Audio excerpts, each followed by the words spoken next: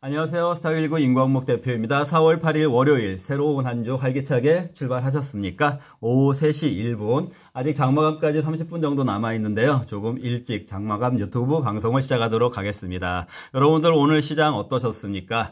오늘 시장은 제가 지난주에 특별히 분석을 해드린 일부러 분석을 해드렸던 운수장비 업종 대표 종목으로는 현대차와 기아차가 있겠죠. 현대차와 기아차의 급등을 제외하고는 대부분 종목들이 힘이 없는 하락하는 그런 모습을 보였습니다. 코스피 장세도요. 그리고 그 코스닥 같은 경우에는 지난주에 이어서 계속해서 급락세를 이어가는 모습을 보이고 있습니다. 그렇기 때문에 오늘도 역시 일부 종목, 일부 포트폴리오를 선별적인 포트폴리오, 특히 제가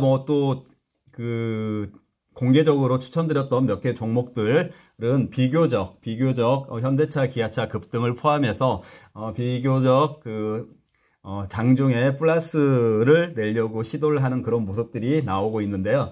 그런 종목들이 아닌 종목들을 가지고 계신 분들은 지금 그 시장이 굉장히 안 좋게 느껴질 수밖에 없고 또 위기감을 느낄 수밖에 없는 그런 장세가 아니었을까 그렇게 생각을 합니다. 그러나 그 종목들은요, 이렇게 시장이 별로 좋지 않은 장세에서는 두 가지의 갈림길이 있습니다. 이제는 흘러내리는 갈림길의 한 갈래, 그리고 또 하나는 막바지의 대밀림을 통해서 마지막 물량을 걷어들인 뒤에 이제는 상승 추세로 턴을 해서 올라가는 두 가지 갈림길 장세. 여러분들의 종목이 부디 흘러내리는 쪽에 있지 않고요, 이제 그 상승을 준비하고 있는 둘 중에 하나의 갈림길에 있기를 저는 바라보겠습니다. 자, 이번 주 증시 변수들은 좀 다양한 변수들이 있습니다. 일단 시황들에서는 많이 언급들이 안 되고 있는데요. 이번 주 목요일 옵션 만기일이라고 말씀드렸었죠. 그리고 이번 주 옵션 만기일 전에 수요일 날 총선이 있기 때문에 이제 매매일이 3일 정도밖에 남지 않았고, 3일도 안 남은 것이죠. 이제 실질적으로 이틀밖에 남지 않았는데, 이 경우에 지금 코스피가 어떤 이유에서인지는 모르겠지만, 코스피가 물론 이제 조금 이따가 설명드리겠지만 미국 증시가 금요일날 반등이 나왔기 때문에 그 이유도 있겠지만, 그 이유보다는 제가 봤을 때는 목요일날 옵션 만기일까지 우리 코스피가 지금 2600선까지의 추가 하락을 예고하는 흐름을 보이고 있는 것이 아닌가. 이 추가 하락을 준비하기 위해서 일부러 오늘 보합권에서 코스피를 잡아두면서 옵션 시장에서 옵션 시장에서 풋 옵션에 시간가치 프리미엄을 죽임으로 인해서 풋에서 이익 극대화를 추구하기 위한 대기 장세가 아닌가, 저는 그렇게 판단을 하고 있습니다. 목요일날 옵션 만기일 관련해서요, 그렇게 코스피가 아마도 2680선까지 추가 하락을 예고하고 있는 것으로 저는 본다, 이렇게 1번의 증시 변수를 설명을 드리겠습니다. 자, 두 번째, 이번 주에 또 수요일이나 목요일쯤에서 미국의 CPI가 한 달씩 뒤에 나오니까 이번에 발표되는 CPI는 3월달 CPI가 되겠죠. 그 CPI가 발표가 될 것으로 이제 지금 현재 대기가 돼 있는 상태인데, 지난달에 발표했던 CPI, PPI, PCE 모두 좋지 않게 나왔기 때문에 혹시라도 이제 4월 달에 발표되는 3월 달 CPI가 좀 좋게 나오지 않을까, 그런 기대감들이 있는 것 같은데요. 제가 보기에는 별로 좋게 안 나올 것 같아요. 제가 지금 미리 예상을 드리는데요. 별로 좋게 안 나올 것 같아요. 별로 좋게 안 나오는 이유는, 그러니까 다소 물가가 좀 높게 나올 수 있다. 시장에서 기대하는 것보다 다소 물가가 낮춰지지 않은 모습으로 나올 수 있다. 이게 좋지 않게 나온다라는 그런 의미가 되는 것인데, 저는 왜 CPI가 별로 줄어들지 않았을 거라고 생각을 하냐면은요, 계속해서 말씀드렸던 것처럼 아직까지 이제 미국 증시가 고공권에서 머물러 있었었고, 그 다음에 며칠 전 지난주에 발표됐던 고용지표를 보니까 고용지표가 상당히 좋게 나왔어요. 다시 한번요, 지난주에 미국에서 발표된 고용지표가 상당히 좋게 나왔어요. 자, 고용지표가 좋다라는 것은 소비 여력이 있다는 것이고요. 소비 여력이 있다는 것은 물가 하락에 반대작용을 한다, 이렇게 볼 수 있기 때문에 그런 부분들이 또 CPI가 낮아지는 거를 막지 않았을까, 이런 부분들을 생각을 생각을 해보게 되고요. 또 하나의 변수, 제가 주말 방송에서도 언급을 드렸던 유가 문제. 유가가 요즘 급등을 하고 있잖아요. 그래서 유가의 급등 부분이 아직 100% 다 반영은 안 됐겠지만 어쨌든 그런 그 유가가 상승하는 모드에 있었기 때문에 미국 CPI가 그렇게 좋게 나올 것 같지는 않다, 이렇게 저는 생각을 합니다. 여기서 미국 증시 차트, 나스닥 차트 잠깐 보고 가겠습니다. 자, 여기 보시면은요, 미국 나스닥 차트인데요. 지난주, 여기 보시면은, 빨갛게, 지난주 금요일 날, 물론 이제 목요일 날 굉장히 많이 하락을 했기 때문에 반발 매수가 나오면서, 자, 여기 빨간색이 볼린저 밴드 하단이거든요. 이제 하단이 가깝게 이제 있기 때문에, 반발 매수가 나오면서 한 반절 정도, 목요일 날 급락했던 부분의 한 반절 정도를, 회복하는 듯한, 이제 반등 장세가 나왔는데요. 이 음봉 사이즈의 반절 정도를 회복하는 것 같은 그런 반등이 나왔는데요. 지금 볼린저 중단에서, 다시 말씀드릴게요. 볼린저 중단에서 다시 한번 맞고 더 오히려 하락하는 모드로 가는 것으로 보는 것이 타당하지 않을까. 일반적인 분석상으로 봤을 때 그렇게 분석이 되네요. 왜냐면은 지금 그 볼린저 중간선이 그동안에 훼손이 되지 않았었는데, 지난주 목요일 날 이렇게 훼손된 상태에서 바로 반등을 해서 복귀한다라는 거는 조금 비상식적으로 보이고요. 그럴 거였으면 이렇게 하락하는 변동성이 나오지도 않았을 것 같다라는 그런 생각이 들고요. 제가 분석하는 그 기술적 분석 관점에서 그렇다는 말씀입니다. 그래서 금요일 날 이렇게 반발 매수에서 반등이 나왔지만 오히려 다시 반락하면서 이 저점, 목요일 날 만들어진 저점보다도 더 저점을 아래로 형성하는 그런 조정이 나올 가능성이 더 크다라고 저는 그렇게 보고 있습니다. 자, 한 가지 보조 지표요. 여기 보시면은 역시 지난주 금요일 날 이렇게 반등이 시도가 됐지만 아직까지는 다시 한번 이 파란색 유세, 파란색 선의 유세 아래에서 빨간색이 위치하고 있기 때문에요. 반등에 성공했다고 볼 수가 없죠. 여기에서도 지금 반등을 한번 실패했지만 또 다시 한번 여기에서 반등을 실패하는 모습처럼 보이기 때문에 다시 한번 반락하는 형태의 추가 조정이 미국 증시에서 나오지 않을까, 그렇게 생각을 합니다. 자, 그런 맥락에서 봤을 때요, 1번하고 2번을 다시 한번 연결지어서 설명을 드려보겠습니다. 미국의 추가 조정이 나온다라고 하면, 지금 오늘 경우에 코스피 같은 경우에 현대차와 기아차의 급등을 이용해서 보합권 지수를 지금 지난주 금요일에도 그랬고요, 오늘 월요일도 그렇고 코스피를 2720선 정도 수준에서 계속 유지를 시켜놓고 있는 흐름인데, 그 부분을 지지하기 위해서 유지를 시켜놓고 있다라는 그런 관점을 가질 수도 있겠지만, 저는 그거보다는, 이번 주 목요일 날 옵션 만기일 풋에서의, 수익 극대화를 위한 풋옵션의 프리미엄 죽이기 과정으로 오늘 보합 장세를 일부러 유지하고 있는 것이 아닌가, 그렇게 분석한다라는 것이고요. 그런 맥락에서, 코스피 대비 코스닥이 지금 많이 860선까지 되밀렸잖아요. 그 코스닥하고의 비교를 해도 코스피가 지금 덜 빠진 상태라는 그런 부분. 그리고 아까 좀 전에 설명드렸던 것처럼 CPI도 안 좋게 나올 것 같지만 그 안 좋게 나오는 것이 빌미가 된다라면은 미국 증시는 추가 하락이 나올 가능성이 높다. 그런 것들이 맞물리면서 코스피가 저는 2680선까지는 한번 갔다 오지 않을까, 그렇게 추가 하락이 나오지 않을까, 이렇게 본다라는 것이 제가 오늘 월요일 이 자리에서의 저의 뷰입니다. 무슨 말씀인지 아시겠죠? 그리고 이제 수요일 날 한국이 드디어 총선, 이제 뭐 사전 투표는 벌써 3일 동안인가요? 마무리가 된 것 같고, 이제 총선이 이제 그 본 투표가 있는 총선일인데, 이제 그 총선이 끝나고 나면은 그날 저녁부터 해가지고는 이제 우리 여당과 야당 어느 쪽에서 총선을 승리했는지 이런 부분들이 이제 그 윤곽이 드러나게 되고, 그게 발표가 되면서 목요일 날은 이제 그런 부분들이 아무래도 시장에 반영이 되지 않을까, 그렇게 생각이 되는데요.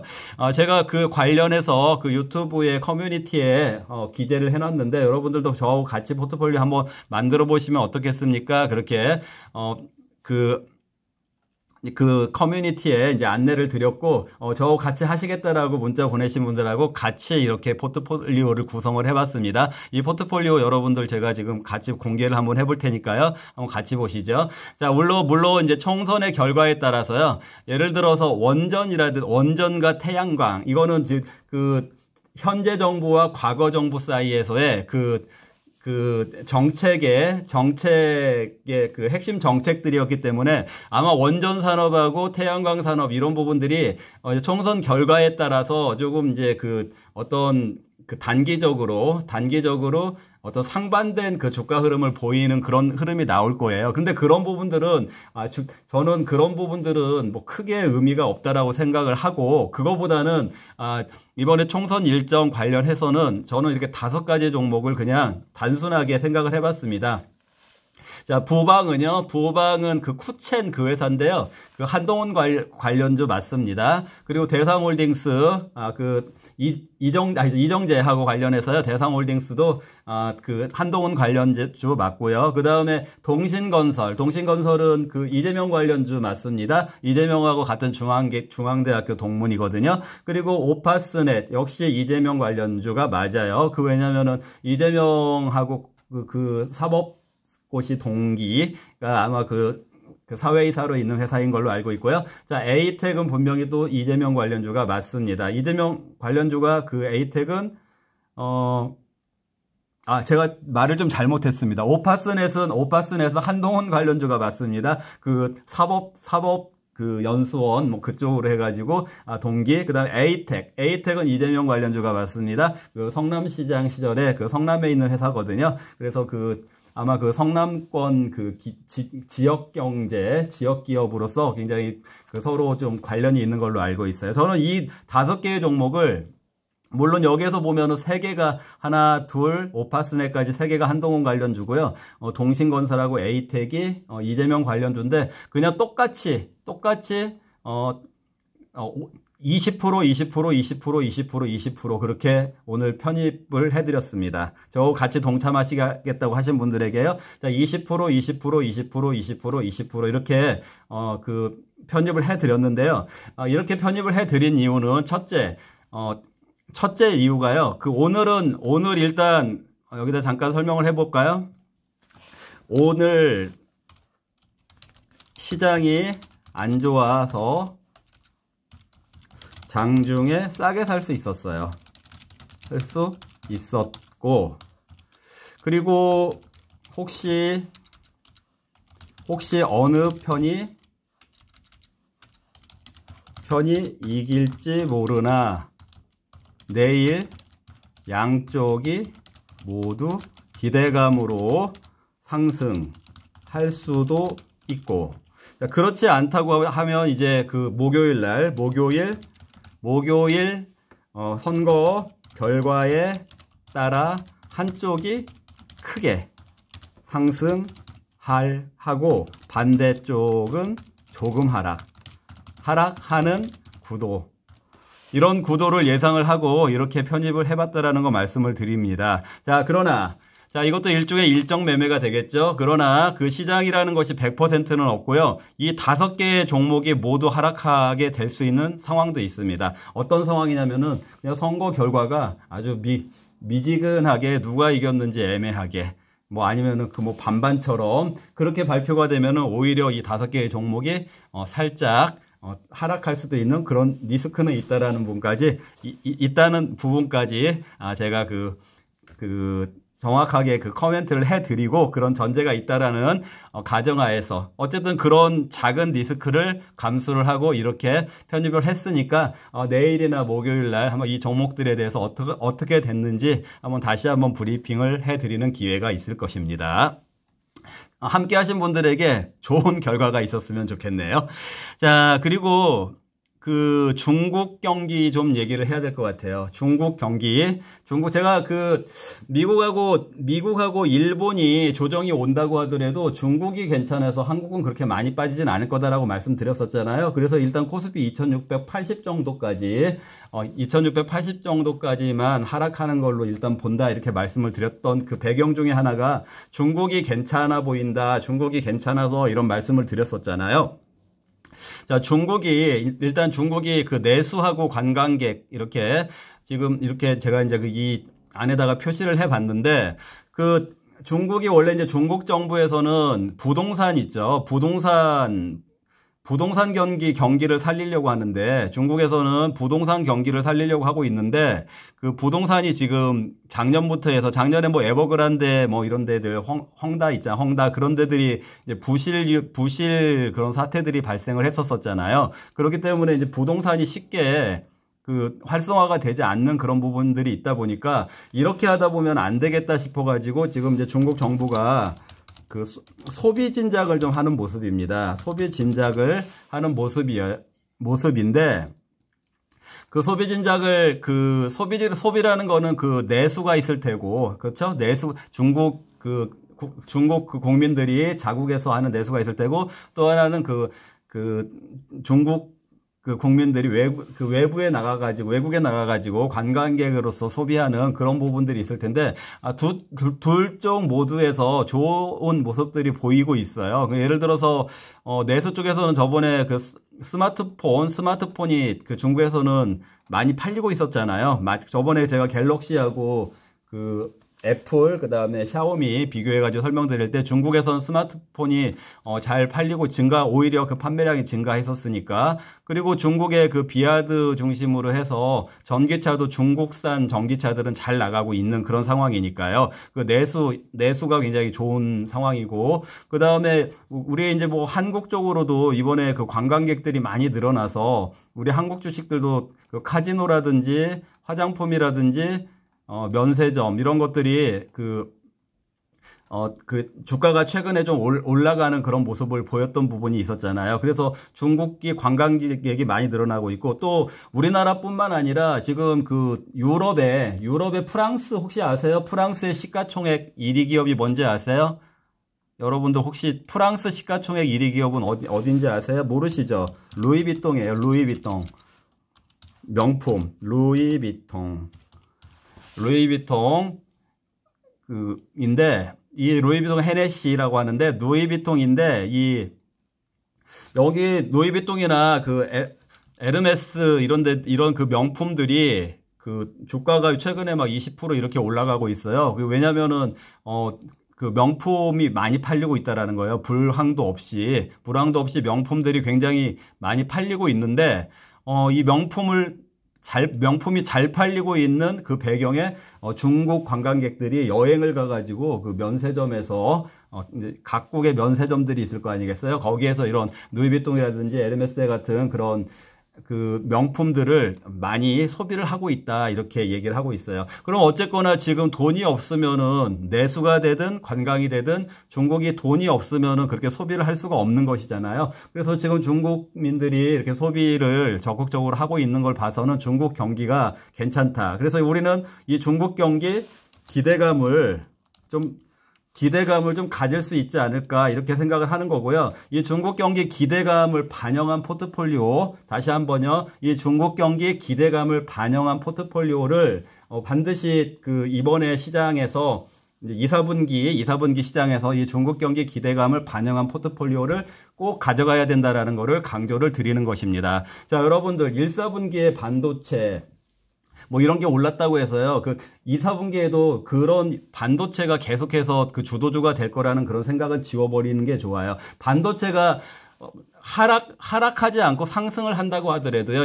2, 4분기의 주도주는 그런 종목들보다 훨씬 많이 상승할 수 있는 주도주들은 따로 있다라는 그런 부분들을 말씀드리는 겁니다. 그런 부분들 중에 한 부분은 중국 경기 기대감을 반영한 포트폴리오가 될 거다라는 말씀을 드리는 거고요. 제가 여기서 종목 제안을 다시 한번 드리겠습니다. 종목 제안인데요.